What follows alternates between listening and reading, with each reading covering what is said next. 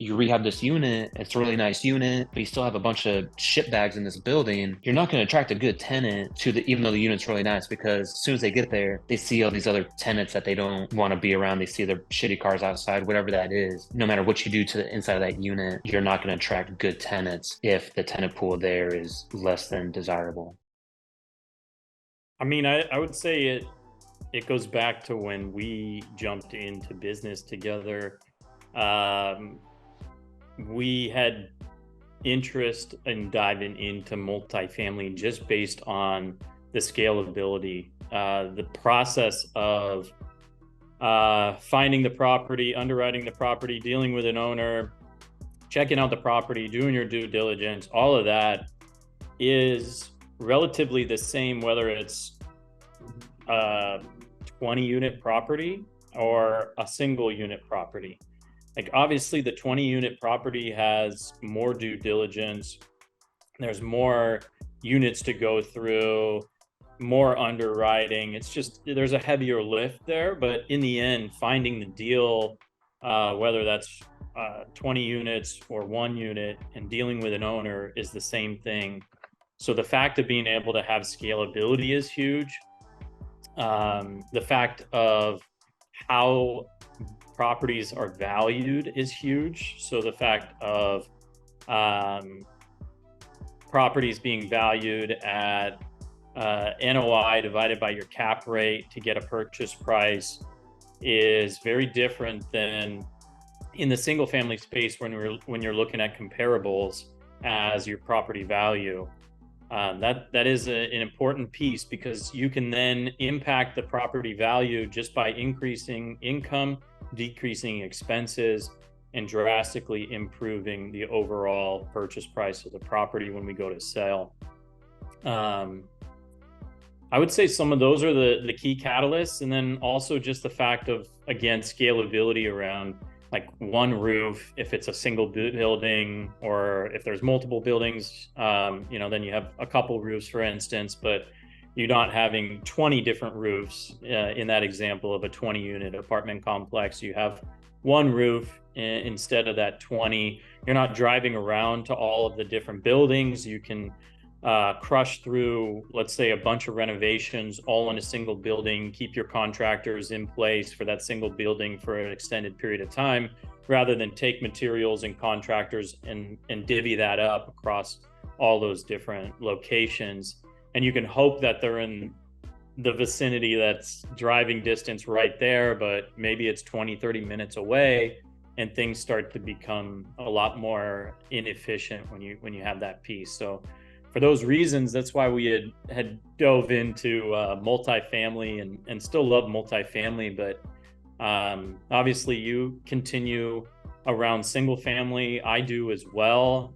You do it at a much larger scale. So maybe touch on that a little bit. Yeah, everything you said was right on point. To give a little love to the single families, though, everybody needs a little love, and especially single families, is people tend to stay there, have the potential to stay there for longer. It's not uncommon in our portfolio. We have residents or tenants that have stayed 30 plus years in property. So to get tenants, and that's obviously not the norm, but apartments are kind of more of a transitionary domain for a lot of people there.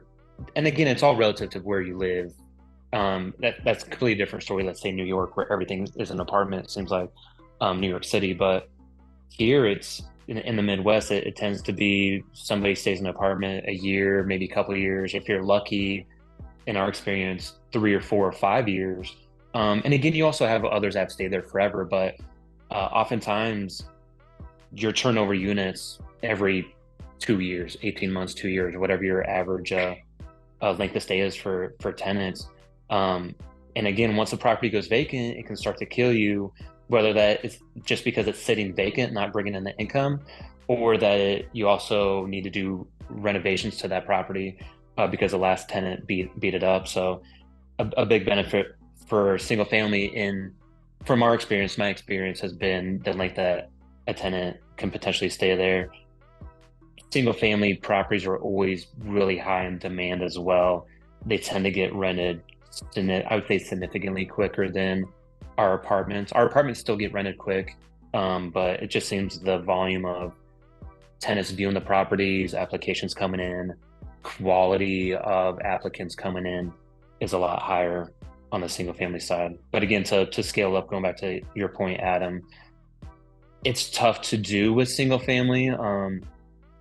I've been able to do it just because of systems and processes and things in place that have really helped automate a lot of stuff. Um, but even at that, it's still hard to scale beyond a certain point unless you want to start bringing on a lot more staff, and bringing in a lot more money, things like that. It can be tougher to find and grow a portfolio of single family rentals because a lot of times you're out there buying onesies and twosies. We bought packages before of 30, 40 properties.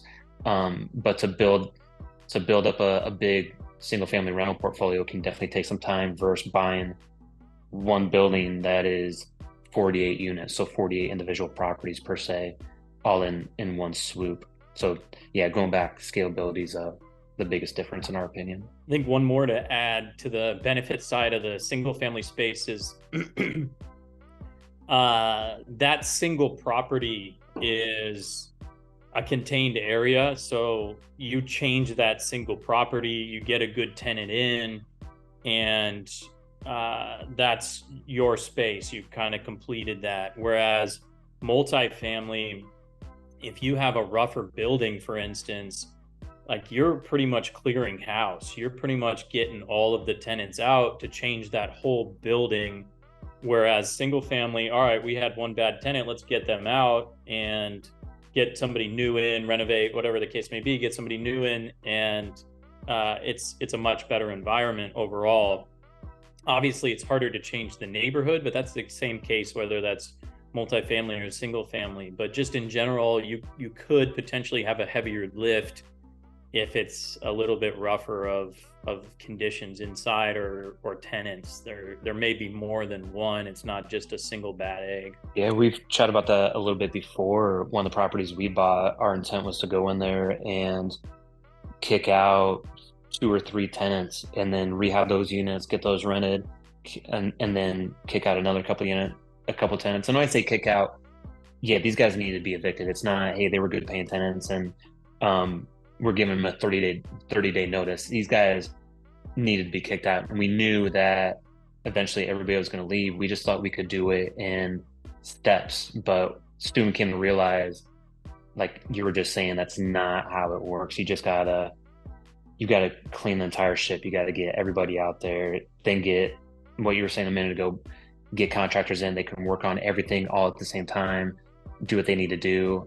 And then from there, get all new tenants that meet your requirements and the people that you'd want in your building, get them in, because we were trying it the other way around and it just was not working. The tenants that you'd attract to a unit, and looking back at this now, this is super common sense, but going into it, we didn't know.